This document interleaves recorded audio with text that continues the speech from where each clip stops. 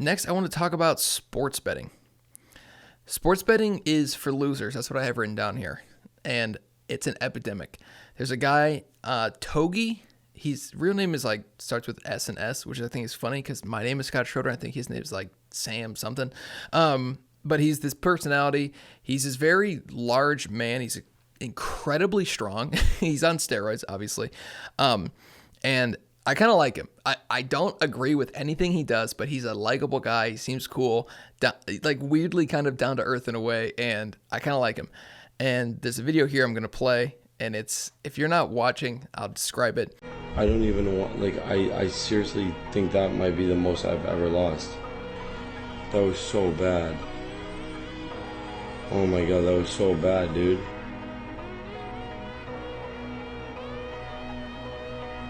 Oh my God. He's just sitting there after having lost $1.5 million on a betting casino app.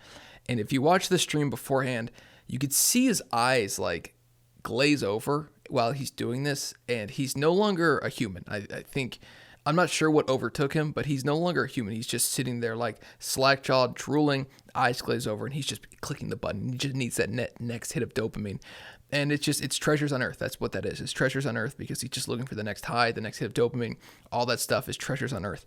And he's interesting because he's sort of fundamentally, it's funny that I like him because he's actually sort of every single thing that I disagree with.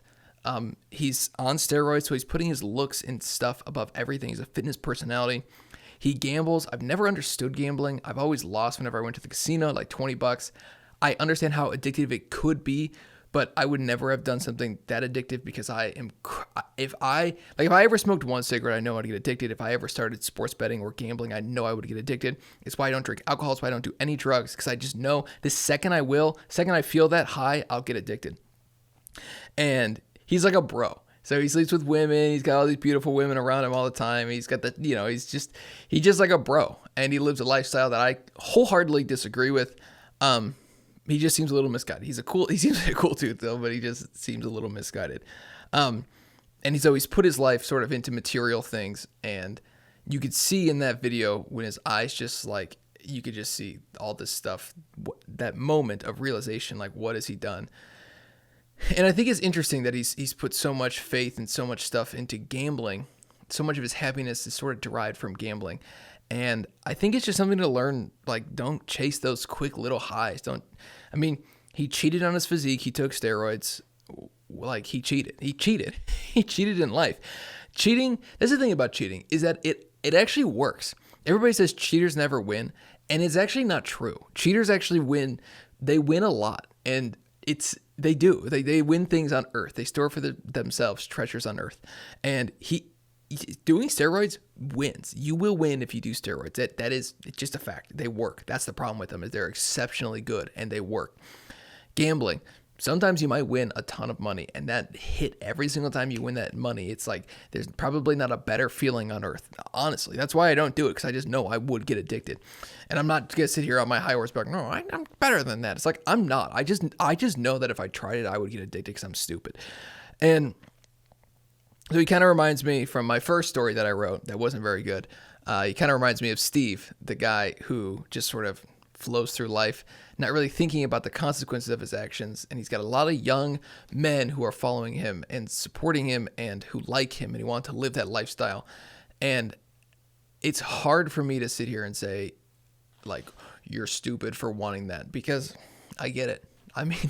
The beautiful women, the money, the cars, the fame, all that stuff. But it's treasures on earth. And you cannot just build for yourself treasures on earth, because eventually you're going to die. Eventually his cheating will catch up to you. It does eventually catch up to you. It just might not be in this life. It might be in the next life. And eventually it will catch up to you. And the heart problems that people get when they go on steroids, I get it. I get why you might want to do it, because it's tempting. Could you imagine just getting really strong, working out a little bit? But that's just not how life works. And there's nothing like that. So if you enter into that, I've always thought you do one thing like that, the rest of it is a cascading effect. And for me, when I eat like crap, when I start eating the sugar and the sweets and all that shit, that is the catalyst for me for failure. is when I allow that stuff into my life, everything else goes to shit. I put on weight. I stop filming this podcast. It really means a lot to me personally. I really like it. It forces me to be I don't think a better person, but it forces me to be like, in my opinion, the person that I was made to be. It brings me closer to that. And then I stopped doing it, and I'm putting things above myself and my future and all that stuff. And I think it's easy to do that. And it happens so quick. It's like a month goes by or 2 months goes by. And, at the beginning, I was only putting on a pound or two, whatever. I was 178, I was 179, I was 180. It didn't really catch up to me that fast. I was 180 pounds and whatever. I have 2 good days and I'm back to the 170s. And I did that. But then I popped back up to 180, then 181, then 183, then 185. And then one night I stepped on the scale at 192 pounds. And yeah, I'd eaten a lot that night, but like, where the hell did all that weight come from? And it happened slowly, but then all at once.